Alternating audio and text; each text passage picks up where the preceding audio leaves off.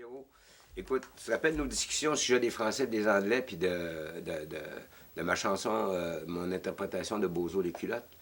J'aimerais ça qu'on parle un petit peu de cette idée-là que les Anglais sont les ennemis des Français, puis qu'on sait que maintenant c'est pas vrai. Mais pour en parler, pour que les gens soient exposés à cette réalité-là, hein, pour pas dire vérité, explique-moi là un petit peu d'où ça vient cette histoire-là des Anglais qui s'entendent pas avec les Français ou qui rient des Français. Qu'on disait que c'était pas vrai, dans le fond, que les Anglais n'étaient pas si méchants que ça. OK, ce qu'il faut comprendre, Parce c'est que moi j'espère qu'on va réunir finalement les cultures, hein, que les deux cultures vont se rendre compte qu'on a besoin les uns des autres. OK. Puis pour aplanir ça un peu, là... C'est un très, très long discours, mais il faut d'abord saisir que l'histoire, les historiens, entre autres, il y a des écoles d'historiens. Tu avais ce qu'on appelle l'école de Québec, puis tu as l'école de Montréal, OK? Qui avaient deux prémices à leur histoire qui sont différentes. Pour l'école de Québec, on a été trahis par les Anglais, excuse-moi, ou vice-versa, puis l'étoile de Montréal a été trahie par nos élites. OK. OK? Qui ne sont pas nécessairement les Anglais. Non, qui n'étaient pas les Anglais. Qui n'étaient pas les Anglais, OK. Que nos élites ont été achetées, il y a des contrats, après la conquête, les évêques ont été achetés, puis il y avait un salaire par mois pour mettre le peuple à genoux. C'est nos élites qui nous ont trahis. Bon. Mais maintenant, il y a des historiens, parce que l'histoire a évolué aussi, parce qu'il faut bien comprendre, qu'il y a un homme extraordinaire à l'Université McGill, qui s'appelle Yvan Lamonde, qui lui a réécrit l'histoire du Québec en fonction d'un apprentissage pour un civisme inclusif, d'une société qui a un civisme inclusif aujourd'hui, qui dépasse la langue et la religion, qui est un accueil aux droits et à l'humanité et à un comportement civique. Tu as aussi une expérience qui a été faite en l'an 2000 par Radio-Canada, dans laquelle on a réuni des historiens et du Canada anglais et du Canada français. Moi, j'ai vu les 22 épisodes 3 fois. C'est moi qui les ai fait acheter par le cégep de Victoriaville quand j'étais squatter. Là. Ah, tu parles. Ouais. Et ils me les ont passés dans la boîte chez Mlle Marie. Et ces historiens-là ont essayé d'avoir, et ont réussi même, à avoir une entente sur l'interprétation de l'histoire. Alors, exemple, prenons par exemple la bataille des plaines d'Abraham. Celui qui a réussi à avoir ce qu'on appelle l'idée fondamentale, l'interprétation la plus acceptable par les deux cultures anglaises et françaises, c'est Laurier-Lapierre. Laurier-Lapierre était sénateur et dans une émission de Radio-Québec en 1974, une série, Laurier-Lapierre, là-dedans qui est remarquable, qu'une des grandes séries qui traînait au cégep de Victoriaville, dit ceci. Dans l'armée anglaise et dans l'armée québécoise, l'armée anglaise, c'était tout du monde qui crevait de faim, qui avait ramassé un peu partout, qui ne savait même pas pourquoi il allait se battre. Dans l'armée québécoise ici, tu avais les Indiens qui étaient unis aux francophones, qui ne savaient même pas trop pourquoi ils se battaient. Donc les soldats sur le terrain n'avaient aucune idée pourquoi ils se battaient. Ils se battaient pour manger parce qu'il y avait une paye. Okay. Donc ça, c'est la première des choses. Dans une deuxième des choses, comme l'histoire évolue, on s'en va dans une histoire, c'est ce qu'on appelle la saga nationale. Alors, tu filmes-tu, là? Ah! Alors, l'idée, c'est que la saga nationale, le problème, c'est qu'à cause de l'immigration, l'immigrant qui arrive ici, qui maintenant constitue à 30% de la population, l'immigrant, la saga nationale ne l'intéresse pas. Et avec raison. Ce qui est intéressant, c'est qu'est-ce qu'on fait aujourd'hui pour les droits de l'homme dans un pays.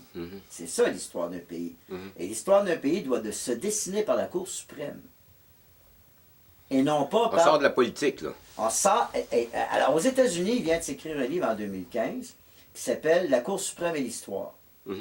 Et voici, à partir de l'histoire du pays, à partir des décisions de la Cour suprême. Et ça, c'est la bonne manière de faire l'histoire. Parce que la Cour suprême doit gérer l'équilibre des droits entre les minorités, entre les langues, entre les religions. Et c'est par l'évolution de la Cour suprême qu'on peut avoir une histoire la plus équitable, et pour l'immigrant, et pour l'Autochtone.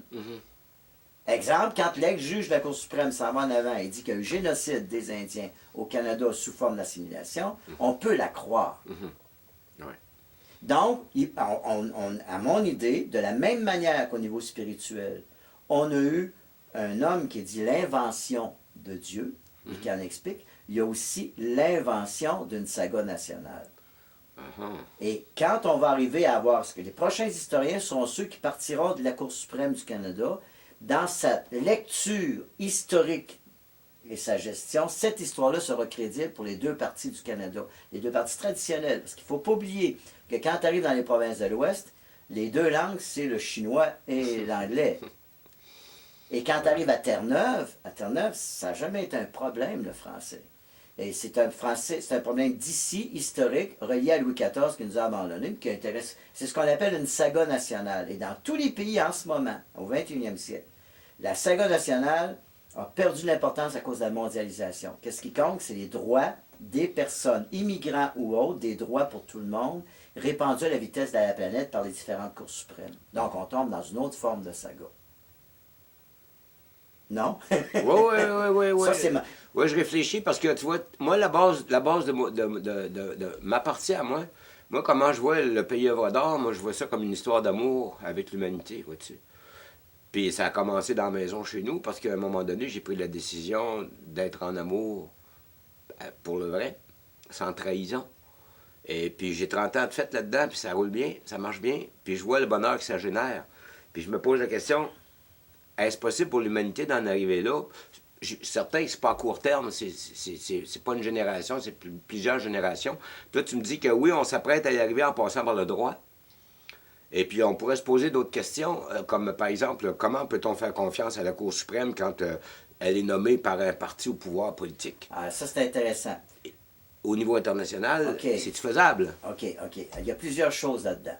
Ce qui est intéressant, et là encore, quand les juges arrivent, d'abord, même si un parti politique nomme un juge, souvent le juge déçoit le parti politique en question. Parce qu'un juge, fondamentalement, tous les juges sont d'abord habités par la passion du droit international. Alors, il y a des décisions des juges qui ne font pas l'affaire du parti qui les a nommés. Maintenant, de nos jours, il faut dire, aux États-Unis, par exemple, quand on nomme un juge à la Cour suprême, il doit passer devant le Congrès, il doit passer devant le Sénat, il est filtré au maximum.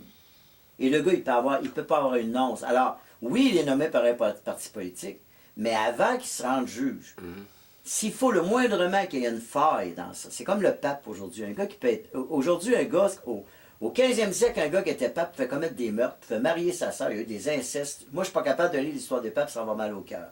Sauf au 20e siècle. Ah. Au 20e siècle, le gars qui se rend pape, dis-toi qu'il faut qu'il soit exceptionnel. L'intégrité dans ça de Non. l'homme? Ou, Non, non? ben non, le contexte social. Le gars, il a juste à sortir dehors et à mettre les mauvaises sandales, il va être photographié, il va être ses nouvelles partout à travers le monde. C'est que ce qu'on appelle la contre-démocratie. Qu'est-ce que la contre-démocratie? C'est la force des médias et ce qu'on appelle des sociétés paradémocratiques qui sont là pour surveiller le processus démocratique. Et ça devient de plus en plus exceptionnel. Par exemple, le mixage des données actuellement au niveau fédéral, au niveau provincial, au niveau international fait que quelqu'un qui triche et qui envoie son argent dans les paradis fiscaux se retrouve à un moment donné dans une liste qu'on a sortie par inadvertance et là, il est poursuivi. Alors aujourd'hui, oui, tu triches, mais le tricheur est payant pour l'État aujourd'hui. Il faut savoir ça. Par exemple, l'État actuellement, au Québec, fait énormément d'argent à prendre des contrebandiers de cigarettes. Ils saisissent les biens, ils donnent des amendes, et c'est encore plus payant que la vente de cigarettes. Et là, on s'en va dans un droit où les tricheurs deviennent payants pour l'État. Pourquoi je te raconte ça? Donc, il ne faut pas les éliminer. Ben, c'est-à-dire que... Alors, tendance, là... Prenons par exemple l'étiquette, la langue française. Prenons cette étiquette-là, sur laquelle on s'est servi du Québec pour que la petite bourgeoisie puisse faire de l'argent contre la grande bourgeoisie. C'est un moyen que la petite bourgeoisie a utilisé pour se rendre au pouvoir, utiliser l'État pour faire des sous, en prenant un peu soin du peuple pour pas que le peuple se révolte, mettons. Alors, il faut savoir que la langue française, d'abord, sous Louis XIV, elle n'était pas unifiée. Il faut bien comprendre qu'en France, on parlait des dialectes et que Louis XIV décide, par intelligence politique, de construire Versailles, premièrement, pour que la langue française devienne à Versailles le joyau de Versailles. Et à ce moment-là, Versailles est tellement populaire que les cours imitent Louis XIV et qu'en Russie, toute la cour parle français, et en Angleterre, toute la cour parle français. Et que le français devient la langue internationale des affaires et de la vie spirituelle, comme il était le latin à l'époque des Romains, puis comme il était le grec. Alors, il faut bien comprendre que quand arrive le 19e siècle et que l'Angleterre crée son empire à travers le monde, les bateaux d'Angleterre qui se promènent ont sur le dessus la haute classe qui parle un anglais très pointu pour se désidentifier du peuple. Mais dans les cales du bateau, il y a des gens qui rencontrent les populations, ils inventent une langue qui s'appelle le Pilgrim. Le Pilgrim, c'est la langue qui, après 100 ans, va remplacer l'anglais dans 100 ans. Pourquoi? Parce qu'actuellement, en Inde, en Chine, la seule langue qui est internationale, c'est le Pilgrim, qui est un mélange du langage local et de l'anglais. Et le Pilgrim va tellement vite en ce moment que les spécialistes prévoient que l'anglais va devenir une langue du passé, le Pilgrim, la langue de l'avenir. Alors, le français au Québec, quand le français arrive ici au Québec, on s'en sert, les élites s'en servent pour allier ça à la religion, pour avoir les 30 sous, hein, puis à l'Église. Et mon point, c'est que la langue française comme telle, c'est une langue d'évolution qui a perdu sa force dans les affaires, dans les sciences, même à la communauté à Bruxelles en ce moment. Qui est Bruxelles, c'est en France, la langue d'échange entre les pays, l'anglais. Bruxelles, c'est pas la Belgique, non? Oui, la Belgique. Ouais. La langue de la communauté européenne, c'est l'anglais. C'est la langue des affaires. Alors, j'écoutais sur France Culture un historien qui racontait « J'écris en anglais ». Pourquoi? Parce que je peux aller partout à travers le monde, moi qui est français. On me lit partout à travers le monde. Donc, j'ai pris la langue des affaires. Donc, ce que l'on doit dire au peuple du Québec, on défend notre langue, oui, mais voici le contexte historique dans lequel notre langue se situe. Et on doit lui dire ce que moi je dis. Mais un juge de la Cour suprême, qui aujourd'hui fait ce qu'on appelle, ce qui est extraordinaire dans les cours suprêmes, si tu lis les jugements des différentes cours suprêmes à travers le monde, mettons, tu peux avoir ça dans le monde diplomatique, etc., etc. Ce qui est extraordinaire, c'est qu'on va noter qu'a pensé la Cour suprême de tel pays à propos de tel sujet. Alors, il y a un juge... Ça ne se faisait pas avant. Non, mais là, il y a un juge qui s'est fait reprocher par le Congrès aux États-Unis. Pourquoi tu dis dans ton jugement, telle cour pense ça en Afrique, là, ça diminue les États-Unis. Et lui répond. Dans ces pays-là, la Cour suprême, elle est fragile. L'état de force, l'état de droit n'est pas encore installé dans les mœurs du peuple. Et quand tu es un juge de la Cour suprême en Afrique et qu'on cite un jugement aux États-Unis, lui, il peut arriver pour le gouvernement et dire, gars, comme mon jugement est bon, il est cité par un juge américain.